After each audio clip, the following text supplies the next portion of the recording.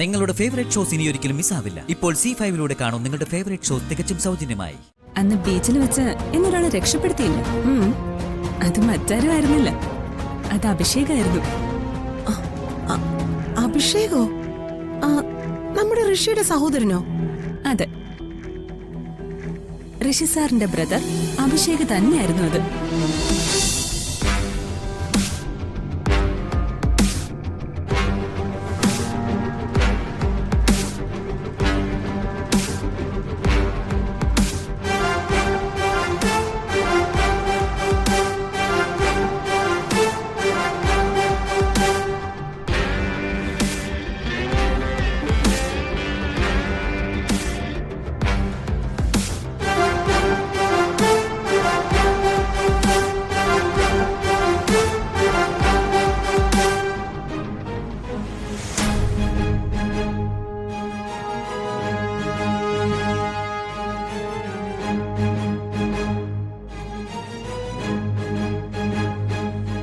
മിണ്ടല്ലേട്ടോ.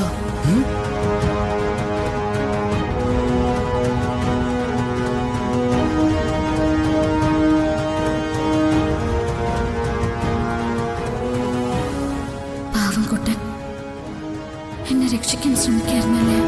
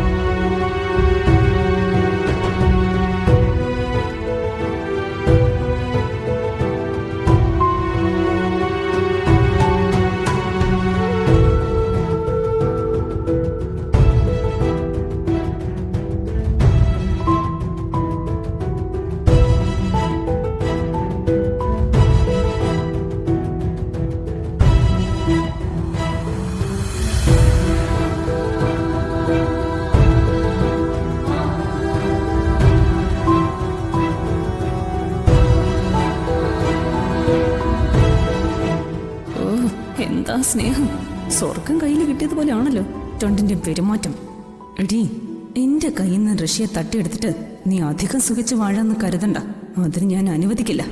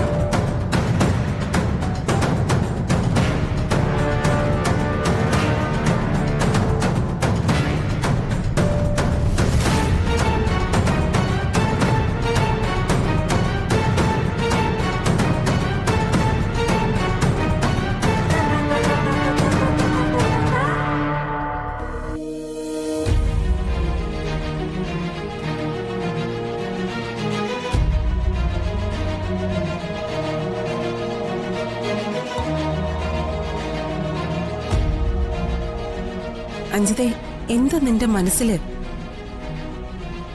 അത് നീ എന്നോട് തുറന്നു പറയേ, എന്നാലല്ലേ എനിക്ക് മനസ്സിലാവൂ. അമ്മേ, അഞ്ജിത് ആരാണെന്ന് ഗോപിക അറിയണം. അവളുടെ സന്തോഷങ്ങൾ ഇല്ലാതാക്കിയോണ്ട് മാത്രം ഞാൻ അടങ്ങില്ല. നീ എന്താ ഉദ്ദേശിക്കുന്നത്? ഋഷി സാറിനൊപ്പമുള്ള ഒരു ജീവിതം ഞാൻ ഏറെ സ്വപ്നം കണ്ടതാ, ആഗ്രഹിച്ചതാ. ആ ജീവിതമോ ഗോപിക കാരണം എനിക്ക് നഷ്ടമായത്. അതൊരു വലിയ നഷ്ടമാ. നഷ്ടപ്പെട്ട ആ ജീവിതം ഇനി ഒരിക്കലും എനിക്കത് കിട്ടില്ല. ഞാനതിന് പിന്നാലെ പോകുന്നുമില്ല. പക്ഷെ നഷ്ടപ്പെട്ടതുപോലുള്ളൊരു ജീവിതം അതെനിക്ക് കിട്ടണം. മനസ്സിലായില്ല. അമ്മേ, ഗോപിക മരുമകളായി ചെന്ന് കയറിയ അതേ തറവാട്ടിൽ തന്നെ ഞാനും മരുമകളായി ചെന്ന് കയറും.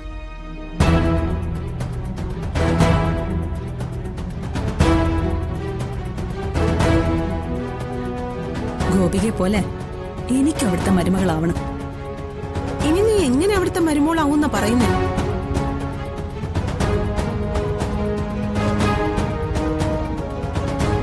അതാണ് ദൈവത്തിന്റെ കളി. അന്ന് ബീച്ചിൽ വെച്ച് എന്നൊരാളെ രക്ഷപ്പെടുത്തിയില്ല. അത് മറ്റാരും ആയിരുന്നില്ല, അത് അഭിഷേകായിരുന്നു. അഭിഷേകോ? നമ്മുടെ ഋഷിയുടെ സഹോദരനോ? അതെ, ഋഷി സാറിന്റെ ബ്രദർ അഭിഷേക് തന്നെയായിരുന്നു അത്.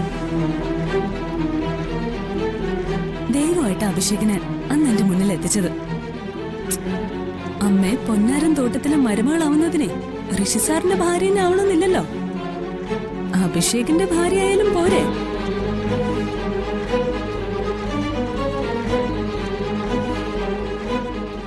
മതി. ദൈവം എനിക്ക് നൽകിയ രണ്ടാമത്തെ അവസരം ഇത്.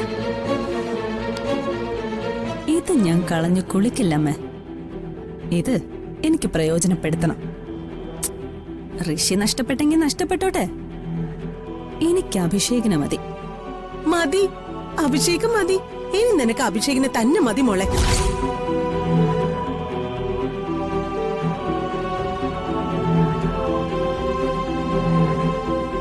പക്ഷേ ഇതെങ്ങനെ നടത്തിയെടുക്കും മോളെ?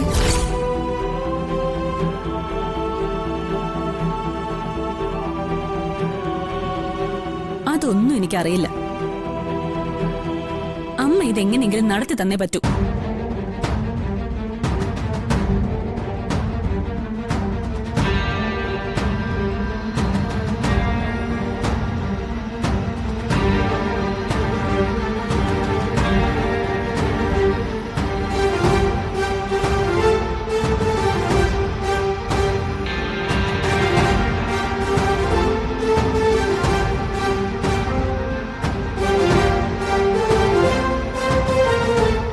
ഒരു വഴിയുണ്ട്.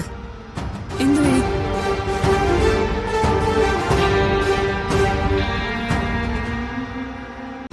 ഡൗൺലോഡ് ചെയ്യൂ C5 ആപ്പ്. കാണൂ എല്ലാ എപ്പിസോഡുകളും സൗജന്യമായി.